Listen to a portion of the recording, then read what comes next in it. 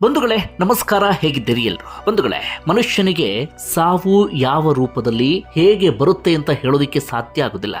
ಈ ಮಾತನ್ನು ಹೇಳೋದಕ್ಕೆ ಕಾರಣ, ಈ ಮಂಗಳೂರು ಭಾಗದಲ್ಲಿ ಏನಾಗಿದೆ, ಗಂಡ ಹೆಂಡತಿ ಕೂಡ ಮನೆಯಲ್ಲಿ ಆರಾಮಾಗಿ ಇದ್ದಂಥವರು. ಮನೆ ಸುತ್ತಮುತ್ತ ಹುಲ್ಲು ಬೆಳ್ಕೊಂಡಿತ್ತು, ಕಸ ಕಡ್ಡಿ ಎಲ್ಲವೂ ಕೂಡ ಇತ್ತು. ಆ ಕಸ ಕಡ್ಡಿಗೆ ಬೆಂಕಿ ಕೊಡೋಣ ಅಂತ ಹೇಳಿ ಆ ಕಸ ಕಡ್ಡಿಗೆ ಬೆಂಕಿ ಕೊಟ್ಟಿದ್ದಾರೆ.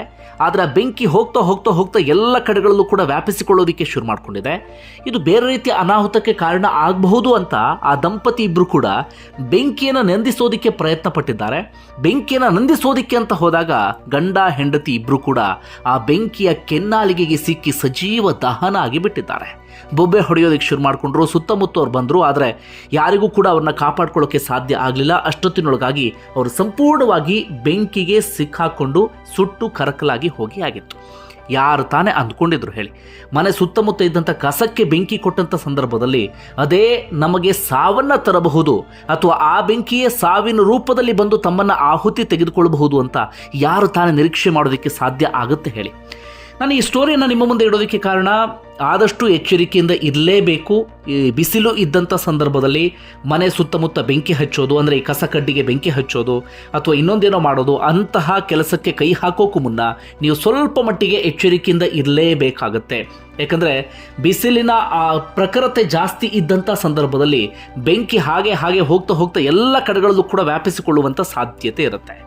ಏನು ಇವ್ರ ಕಥೆ ಅನ್ನೋದನ್ನು ಹೇಳ್ತೀನಿ ಕೇಳಿ. ಬಂಧುಗಳಿಗೆ, ಘಟನೆ ನಡೆದಿದ್ದು ಬಂಟ್ವಾಳ ತಾಲೂಕಿನ ಲೊರೆಟೋ ಸಮೀಪದ ತುಂಡು ಪದವು ಎನ್ನುವಂಥ ಗ್ರಾಮದಲ್ಲಿ. ಕ್ರಿಸ್ಟಿನ್ ಕಾರ್ಲೋ ಹಾಗೆ ಗಿಲ್ಬರ್ಟ್ ಕಾರ್ಲೋ ಅಂಥೇಳಿ ಗಂಡ ಹೆಂಡತಿಯ ಹೆಸರು. ಇಬ್ಬರು ಕೂಡ ಹೊರದೇಶದಲ್ಲಿ ಇದ್ದಂಥವರು. ಅಲ್ಲಿ ದುಡಿಮೆಯನ್ನು ಮಾಡಿ ಬೇಕಾದಷ್ಟು ಹಣ ಎಲ್ಲವನ್ನೂ ಕೂಡ ಸಂಪಾದನೆ ಮಾಡಿ ನಿವೃತ್ತ ಜೀವನವನ್ನು ಕಳೆಯೋದಿಕ್ಕೆ ಅಂತ ಈ ಬಂಟ್ವಾಳ ತಾಲೂಕಿನ ತುಂಡು ಪದವು ಎನ್ನುವಂಥ ಗ್ರಾಮಕ್ಕೆ ಬಂದಿದ್ರು.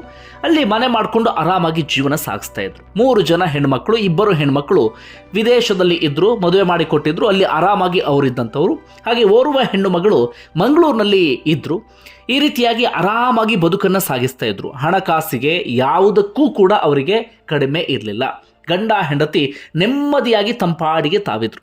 ಹೀಗಿದ್ದಂಥ ಸಂದರ್ಭದಲ್ಲಿ ಅದು ಯಾಕೆ ಅವ್ರ ತಲೆಗೆ ಅಂಥದ್ದೊಂದು ಯೋಚನೆ ಬಂತು ಏನೋ ಗೊತ್ತಿಲ್ಲ. ಸುತ್ತಮುತ್ತ ಇದ್ದಂಥ ಹುಲ್ಲಿಗೆ ಬೆಂಕಿ ಕೊಡಬೇಕು ಅಥವಾ ಕಸ ಕಡ್ಡಿಗೆ ಬೆಂಕಿ ಕೊಡಬೇಕು ಅಂತ. ಇವರಂತಲ್ಲ, ಈ ಬೆಟ್ಟದ ಪ್ರದೇಶದಲ್ಲಿ ಯಾರಿರ್ತಾರೆ ಅಥವಾ ಗುಡ್ಡಗಾಡು ಪ್ರದೇಶದಲ್ಲಿ ಯಾರಿರ್ತಾರೆ, ನಿಮ್ಮಲ್ಲೂ ತುಂಬ ಜನ ಆ ರೀತಿ ಪ್ರದೇಶದಲ್ಲಿ ಇರಬಹುದು, ನಿಮಗೆ ಬಹಳ ಚೆನ್ನಾಗಿ ಗೊತ್ತಿರುತ್ತೆ. ಮನೆ ಸುತ್ತಮುತ್ತ ಈ ಸಂದರ್ಭದಲ್ಲಿ ಈ ಹುಲ್ಲು ಜಾಸ್ತಿ ಆದಾಗ ಅಥವಾ ಕಸ ಕಡ್ಡಿ ಜಾಸ್ತಿ ಆದಾಗ ಪ್ರತಿಯೊಬ್ಬರು ಕೂಡ ಬೆಂಕಿ ಕೊಡ್ತಾರೆ. ಆದರೆ ಬೆಂಕಿ ಕೊಡುವಂಥ ಸಮಯ ಯಾವುದು ಅನ್ನೋದು ಬಹಳ ಮುಖ್ಯ. ಸಂಜೆ ಸುಮಾರಿಗೆ ಬೆಂಕಿ ಕೊಟ್ಟರೆ ಅಥವಾ ಬೆಳಗ್ಗೆ ಮುಂಚೆ ಬೆಂಕಿ ಕೊಟ್ಟರೆ ಈ ರೀತಿಯಾಗಿ ಬೆಂಕಿ ವ್ಯಾಪಿಸ್ಕೊಳ್ಳುವಂಥ ಸಾಧ್ಯತೆ ಕಡಿಮೆ. ಆದರೆ ಮಧ್ಯಾಹ್ನ ಬೆಂಕಿ ಕೊಟ್ಟರೆ ಆಗೋದು ಎಡವಟ್ಟು. ಇವ್ರೇನು ಮಾಡಿದ್ದಾರೆ, ಹೆಚ್ಚು ಕಡಿಮೆ 1 ಗಂಟೆ ಸುಮಾರಿಗೆ ಇವ್ರನ್ನ ಆ ಕಡೆ ಹೋಗುವಂಥವರೆಲ್ಲರೂ ಕೂಡ ಮಾತಾಡಿಸ್ಕೊಂಡು ಹೋಗಿದ್ದಾರೆ. ಇವ್ರನ್ನ ನೋಡಿದ್ದಾರೆ. ಗಂಡ ಹೆಂಡತಿ ಬೆಂಕಿ ಕೊಡೋದಕ್ಕೆ ಸಿದ್ಧತೆಯನ್ನು ಮಾಡಿಕೊಳ್ತಾ ಇದ್ರು. ಯಾರಿಗೂ ಕೂಡ ಅದರ ಸುಳಿವು ಕೂಡ ಇರಲಿಲ್ಲ. ಯಾರಿಗಾದರೂ ಗಮನಕ್ಕೆ ಬಂದಿದ್ರೆ ಬುದ್ಧಿ ಮಾತನ್ನು ಹೇಳ್ತಾ ಇದ್ರು, ಈ ಸಂದರ್ಭದಲ್ಲಿ ಬೆಂಕಿ ಕೊಡಬೇಡಿ, ಬಿಸಿಲಿನ ಪ್ರಖರತೆ ಜಾಸ್ತಿ ಇದೆ ಅಂತ ಹೇಳಿ. ಆದರೆ ಬೆಂಕಿ ಇಡ್ತಿದ್ದಾರೆ ಅನ್ನೋದು ಯಾರ ಗಮನಕ್ಕೂ ಕೂಡ ಬಂದಿಲ್ಲ. ಸ್ವಲ್ಪ ಹೊತ್ತು ಆಗ್ತಾ ಇದ್ದ ಹಾಗೆ ಆ ಕಸ ಕಡ್ಡಿಗೆ ನಿಧಾನಕ್ಕೆ ಬೆಂಕಿ ಹಚ್ಚಿದ್ದಾರೆ. ಗಂಡ ಹೆಂಡತಿ ಇಬ್ಬರು ಕೂಡ ಮನೆ ಒಳಗಡೆ ಹೋಗಿದ್ದಾರೆ.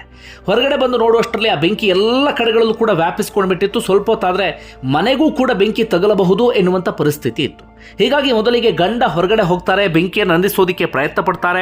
ಅಲ್ಲೇ ಇದ್ದಂಥ ನೀರನ್ನು ಬೆಂಕಿ ಮೇಲೆ ಎರಚುವಂಥ ಪ್ರಯತ್ನವನ್ನು ಮಾಡ್ತಾರೆ. ಆದರೆ ಅಷ್ಟೊತ್ತಿಗಾಗಲೇ ಅವರಿಗೆ ನಿಧಾನಕ್ಕೆ ಬೆಂಕಿ ತಗಲೋದಕ್ಕೆ ಶುರು ಆಗಿಬಿಡ್ತು.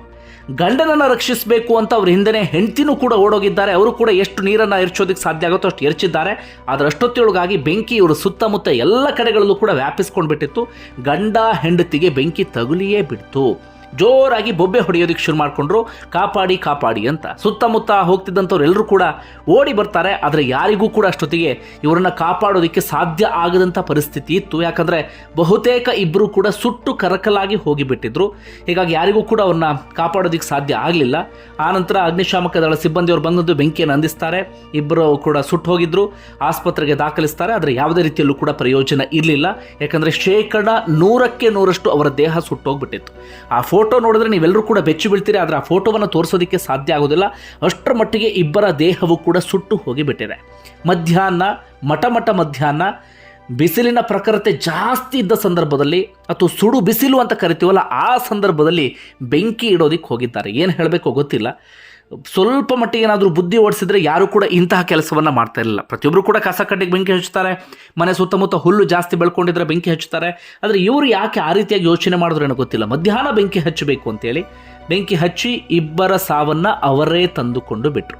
ಬದುಕಲ್ಲಿ ಎಲ್ಲವೂ ಕೂಡ ಇತ್ತು, ವಿದೇಶದಲ್ಲಿ ದುಡಿಮೆ ಮಾಡಿದಂಥವ್ರು, ಬೇಕಾದಷ್ಟು ಹಣ ಎಲ್ಲವೂ ಕೂಡ ಇತ್ತು, ಇಲ್ಲಿ ಮನೆ ಇತ್ತು, ಮಕ್ಕಳೆಲ್ಲರೂ ಕೂಡ ಆರಾಮಾಗಿ ಜೀವನ ಸಾಗಿಸ್ತಾ ಇದ್ರು. ಇವರದ್ದು ನಿವೃತ್ತ ಜೀವನ, ಯಾವುದಕ್ಕೂ ಕೂಡ ಕುಂದುಕೊರತೆ ಇರಲಿಲ್ಲ, ಯಾವುದಕ್ಕೂ ಕೂಡ ಕಡಿಮೆ ಇರಲಿಲ್ಲ. ಆದರೆ ಸ್ವಲ್ಪ ದೊಡ್ಡ ಯೋಚನೆ ಅಥವಾ ತಲೆ ಓಡಿಸದೇ ಇರೋದು ಇವರ ಸಾವನ್ನು ಇವರೇ ತಂದುಕೊಳ್ಳುವಂತೆ ಮಾಡಿಬಿಟ್ಟು. ಒಂದು ವೇಳೆ ಇದು ಪ್ರತಿಯೊಬ್ಬರಿಗೂ ಕೂಡ ಒಂದು ರೀತಿಯಲ್ಲಿ ಎಚ್ಚರಿಕೆಯ ವಿಡಿಯೋ ಅಂದ್ಕೊಳ್ಳಿ. ಆ ಕಾರಣಕ್ಕಾಗಿ ಈ ವಿಡಿಯೋ ಮಾಡಿದೆ. ಅಂದರೆ ಸಾವು ಯಾವ್ಯಾವ ರೂಪದಲ್ಲಿ ಹೇಗೆ ಬರುತ್ತೆ ಅಂತ ಹೇಳೋದಕ್ಕೆ ಸಾಧ್ಯ ಆಗೋದಿಲ್ಲ ಅಂತ. ಪ್ರತಿ ಕೆಲಸ ಮಾಡುವ ಸಂದರ್ಭದಲ್ಲಿ ನಮ್ಮ ಎಚ್ಚರಿಕೆಯಲ್ಲಿ ನಾವು ಇರಲೇಬೇಕಾಗುತ್ತೆ. ಸ್ವಲ್ಪ ಎಡವಟ್ಟಾದರೂ ಕೂಡ ಇಂಥದ್ದಾಗುವಂಥ ಸಾಧ್ಯತೆ ಇರುತ್ತೆ ನೋಡಿ. ಅದರಲ್ಲೂ ಕೂಡ ಈ ರೀತಿಯಾಗಿ ಬೆಂಕಿ ಹಚ್ಚುವ ಆ ಸಂದರ್ಭದಲ್ಲಂತೂ ನಾವು ಸಮಯ ಯಾವಾಗ ಹಚ್ತೀವಿ ಏನು ಎತ್ತ ಅಂತ ಸ್ವಲ್ಪ ಮಟ್ಟಿಗೆ ಯೋಚನೆ ಮಾಡಲೇಬೇಕಾಗತ್ತೆ. ಬಂಧುಗಳೇ, ನೀವೇನಂತೀರಿ ಈ ಘಟನೆಗೆ ಸಂಬಂಧಪಟ್ಟ ಹಾಗೆ ಅದನ್ನು ಕಮೆಂಟ್ ಬಾಕ್ಸಲ್ಲಿ ಮೆನ್ಷನ್ ಮಾಡಿ. ಧನ್ಯವಾದ ವಿಡಿಯೋ ನೋಡಿದ್ದಕ್ಕಾಗಿ.